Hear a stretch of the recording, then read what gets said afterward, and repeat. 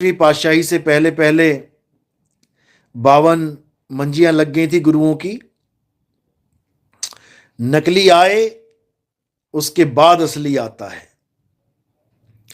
इसी प्रकार नकली आने शुरू हो गए हैं। नकली और असली में पहचान क्या है, अच्छी तरह समझ लो। कल्कि अवतार नकली कौन है और कल्कि अवतार असली कौन है? जो ये कह दे कि मैं कल्कि अवतार हूं, जो ये कह दे कि मैं इमाम मेहंदी हूं, जो ये कह दे कि मैं जीसस सेकंड कमिंग हूं, जो ये कह दे कि मैं ही इलियास हूं, जो ये कह दे मैं ही मैत्रेय बुद्ध हूं, जो ये कह दे मैं ही मर्द का चेला हूं, जो ये कह दे मैं ही निकलंक अवतार हूं, जो ये कह दे कि मैं ही नौतम सूरत हूं, जो ये कह दे कि मैं ही मुक्तामणि हूं, समझ जाना वही नकली है। अब तुम्हें 2 मिनट में समझ में आ जाएगा कि कौन है नकली कौन है असली। ये तो हो गया नकली। अब असली कल्कि अवतार क्या है समझ लो। असली कल्कि अवतार कोई शरीर नहीं है, वो कोई शरीर हो ही नहीं सकता। समझ लो असली कल्कि अवतार क्या है। असली कल्कि अवतार आत्मदेव का अवतार है, शब्द गुरु का अवतार है, वो आत्म स्वरूप का अवतार है और वो अविनाशी अवतार है। बाकी जितने अवतार आए सब आए और मृत हो गए, मरे हैं, खत्म हुआ उनका किस्सा। तत्वों में आए हैं, तत्वों में मिले हैं,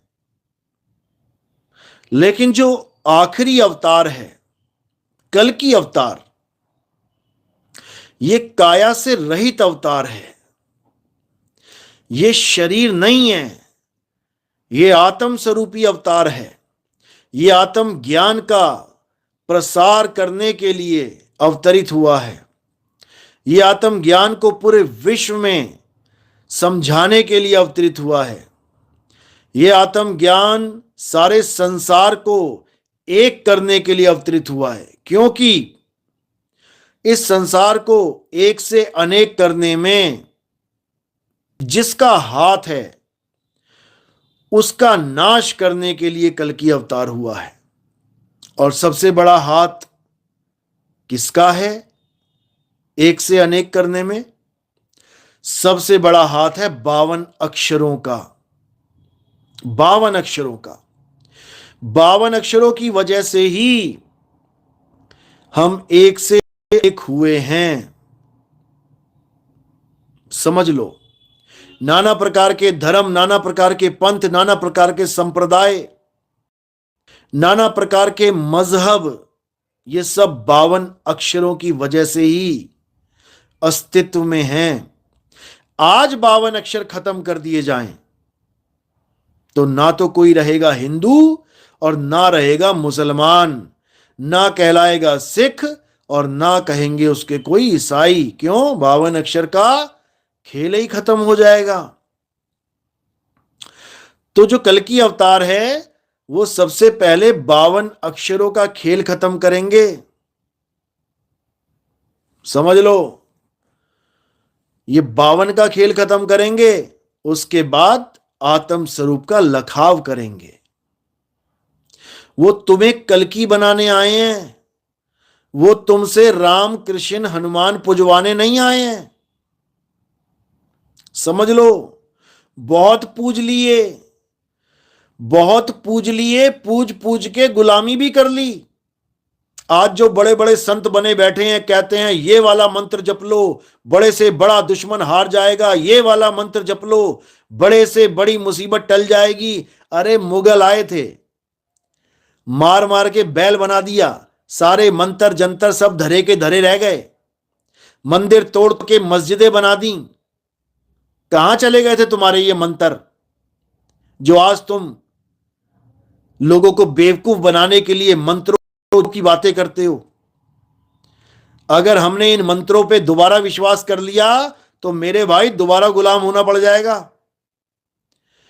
हमारे शहीदों ने फांसियों पे लटके हैं, अपनी जानें दी हैं, किसी मंत्र से नहीं भगाए मुगल और अंग्रेज। समझ लो, किसी भगवान के मंत्र ने मुगलों को नहीं भगाया यहां से, किसी भगवान के मंत्र ने अंग्रेजों को नहीं भगाया। फांसियों पे चढ़ना पड़ा, चंद्रशेखर आजाद जैसों को अपने आप को गोली मारनी पड़ गई। आज तुम मंत्रों का सहारा लेके दोबारा से नपुंसक बनाने में लगे हो समाज को। ये जितने भी महात्मा हैं इनको 50-60 कुत्तों के बीच में छोड़ देना चाहिए और इनको बोलना चाहिए कि जो हमें तू भरोसा दिलवा रहा था मंत्रों पे, बता तेरा क्या मंत्र है, जप ले जितना जपना है। इतने इंजेक्शन ठुकेंगे पेट में, इतने छेद हो जाएंगे कि पता नहीं लगेगा सांस कहां से लेना और छोड़नी कहां से है। ये मंत्रों की दुकान जो तुम खोल के बैठे हो, ये धरी की धरी रह जाएगी। निकम्मो, आत्मा की बात करो, आत्म ज्ञान की बात करो। 50 छोड़ो, 100 कुत्ते भी आ जाएं, अगर तुम्हारे अंदर आत्मविश्वास है तो तुम धुनाई कर दोगे सबकी। किसी मंत्र से तुम एक कुत्ते को भी पटकी नहीं लगा सकते।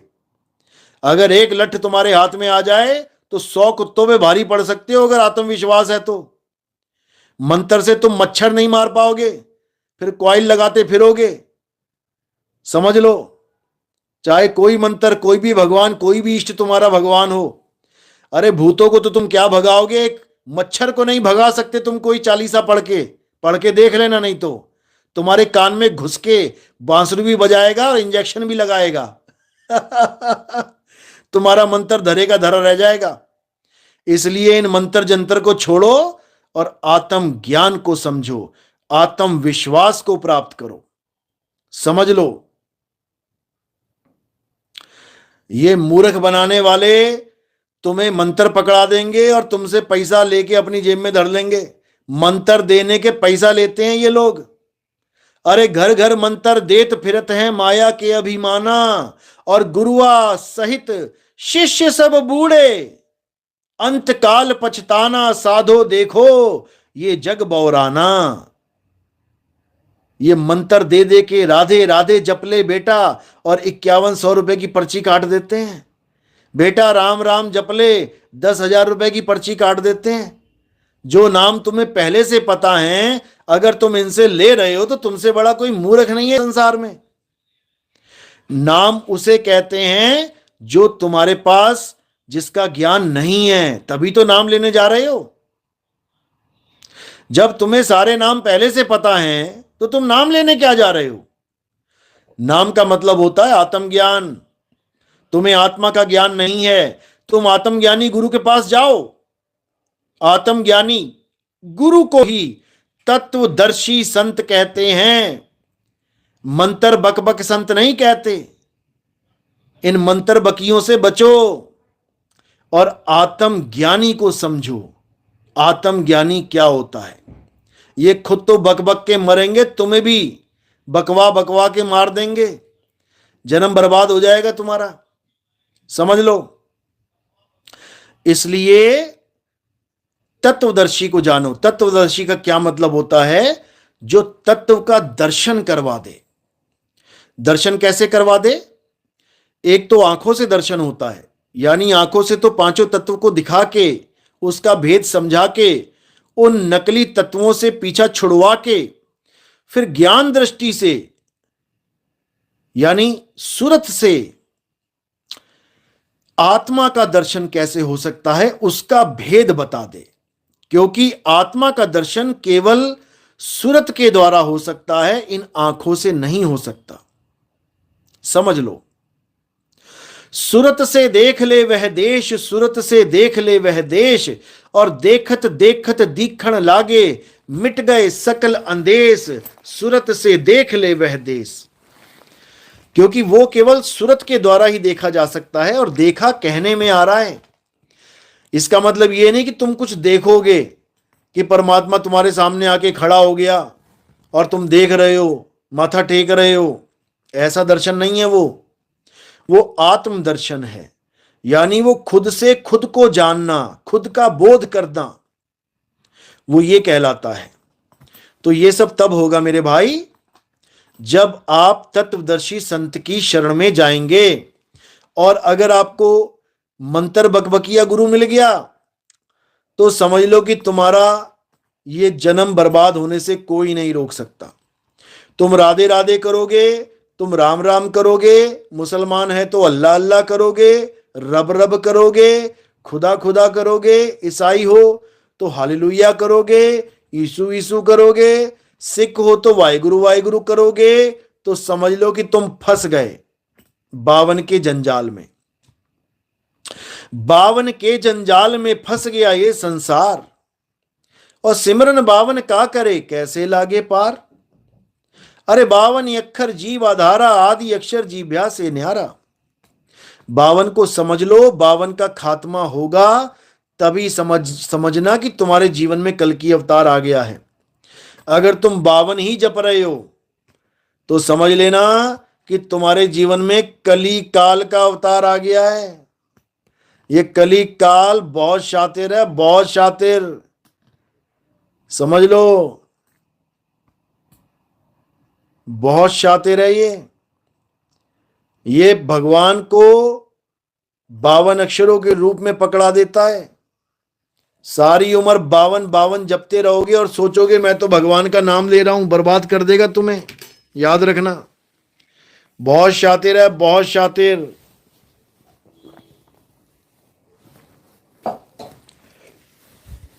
इसलिए अच्छे से समझ लो।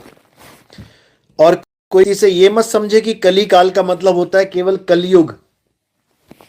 ये बाप है सबका, केवल कलयुग नहीं, ये सतयुग में भी है, ये त्रेता में भी है, ये द्वापर में भी है। कलयुग में तो घर घर में है,